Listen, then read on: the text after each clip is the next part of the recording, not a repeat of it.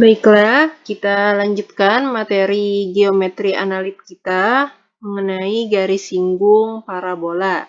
Ya. Sebelumnya kita ingat kembali bahwa pada pertemuan sebelumnya kita telah membahas mengenai bentuk persamaan parabola, di mana secara umum bentuk persamaan parabola dapat kita bedakan menjadi 4 buah bentuk, yang mana setiap bentuk persamaan parabola ini ya atau dari bentuk persamaan parabola ini kita bisa menentukan minimal dua hal dari parabola. Yang pertama adalah titik puncaknya, yang kedua adalah arah dari parabola, di mana dilihat dari nilai P, ya, nilai P kecil yang ada pada persamaan parabola ini. Nah, kita juga sudah mengerjakan beberapa latihan untuk memperlancar bagaimana kita menentukan titik puncak dan juga nilai P dari suatu persamaan parabola. Nah, yang berikutnya, sesuai judul, kita akan membahas mengenai persamaan garis singgung parabola. Ya, sebagaimana pembahasannya akan ada dua unsur dari irisan kerucut yang terlibat dalam hal ini. Yang pertama adalah garis atau garis lurus, yang kedua adalah parabola. Nah, pertama Ibu akan menjelaskan dulu bagaimana gambaran dari garis dan juga parabola secara geometris. Nah, di mana persamaan garis singgung terhadap parabola ini sebenarnya dia didasarkan pada kedudukan antara garis lurus itu terhadap parabola. Kenapa? Karena secara geometri, misalnya kita punya parabola, lalu kita mempunyai misalnya garis lurus, nah maka kan akan ada kemungkinan-kemungkinan dari cara kita menggambarkan atau meletakkan si parabola dan garis lurus ini. Nah, misalkan saja pada gambar ini, misalnya kita punya tadi garis lurus dan juga parabola. Nah, maka akan ada tiga kemungkinan kan bagaimana kita menggambar si garis lurus dan si parabola dalam satu kanvas misalnya. Atau secara geometris kita sebut sebagai kedudukan garis lurus itu dengan parabola. Yang pertama adalah kita bisa membuat parabola, lalu kita membuat garis secara terpisah. Atau istilahnya dalam geometri, kedudukan antara parabola dan garis ini adalah dia tidak memotong. Atau garis itu dia tidak memotong parabola. Nah, kemungkinan yang kedua adalah kita menggambar parabola, lalu kita membuat garis.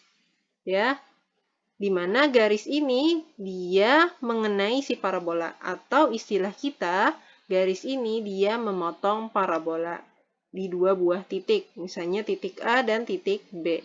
Sehingga kedudukan garis lurus terhadap parabola kita katakan bahwa garis itu memotong parabola.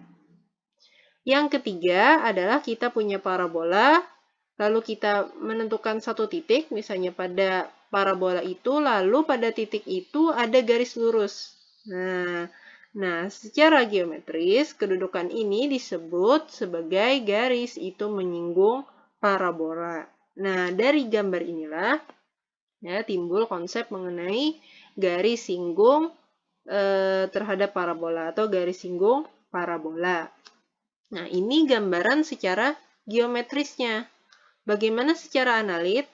Nah, secara analit kita melibatkan aljabar. Nah, tentu garis yang awalnya kita lambangkan dengan gambar garis ya, lalu parabola dengan gambar parabola. Nah, secara analit kita tuliskan dengan simbol persamaan. Garis lurus kita misalkan kita dengan persamaan umum ya, Y sama dengan MX plus N. Di mana N-nya kita ketahui adalah suatu konstanta ya. Nah, lalu si parabola ya tidak dengan gambar tapi kita lambangkan dengan persamaan juga. Misalnya kita ambil bentuk persamaan Y kuadrat sama dengan 4px. Nah, maka bagaimana tiga kemungkinan gambar tadi dijabarkan secara aljabar? Nah, caranya adalah dengan kita mensubstitusikan persamaan garis lurus ini dengan parabola. Atau bisa dikatakan kita menyelesaikan dua buah persamaan yang ada ini. Kita ambil misalnya dengan cara substitusi.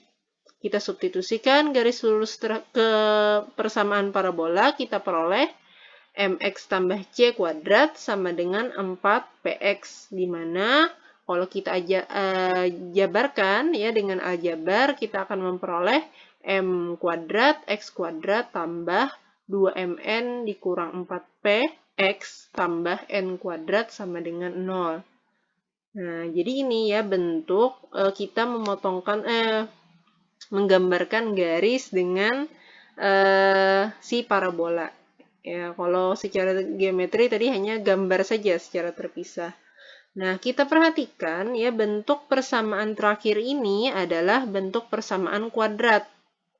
Nah, dan yang ingin kita tahu tadi kan adalah bagaimana kedudukan garis lurus dan parabola. Ya, kalau geometris tadi kita lihat gambar ya, akan ada 3 kemungkinan. Nah, kalau secara analit kita lihat dari bentuk persamaan. Di sini persamaan kita berbentuk persamaan kuadrat. Artinya, kedudukan dari garis dan parabola ini bisa kita tentukan dengan kita mencari nilai dari x atau akar dari persamaan kuadrat ini. Nah, artinya ya, kita bisa menggunakan diskriminan ya untuk menentukan apakah si x ini persamaan kuadrat ini akan menghasilkan x yang nilainya kembar ya, ataukah x yang nilainya berbeda, ataukah x-nya yang nilainya hanya 1. Nah, kita menggunakan diskriminan sebagaimana yang kita pelajari pada aljabar. Nah, sehingga dengan diskriminan ini kita ingat kembali rumusnya adalah p kuadrat kurang 4ac, bahwa jika D itu atau nilai diskriminan itu kurang dari 0 atau negatif, maka garis itu tidak akan memotong parabola. Kenapa? Karena nilai x-nya akan imajiner. Ya. Lalu yang kedua, jika kita menghasilkan diskriminan yang nilainya lebih dari 0 atau positif, maka kemungkinannya adalah garis memotong parabola di 2 titik. Kenapa? Karena kita akan memperoleh 2 nilai yang berbeda dari persamaan kuadrat ini. Nah, begitu juga dengan D sama dengan 0, maka akan menjadi garis yang menyinggung parabola. Mengapa?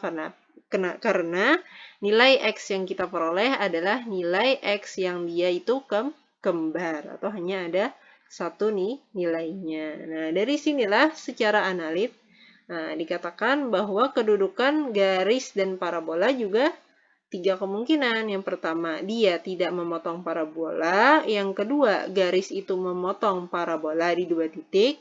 Atau garis itu menyinggung parabola. Dan disinilah konsep mengenai garis singgung dari parabola itu didapatkan. Nah, kemudian bagaimana cara menentukan persamaan garis singgung parabola? Ya, maka yang akan kita pakai adalah yang D sama dengan 0.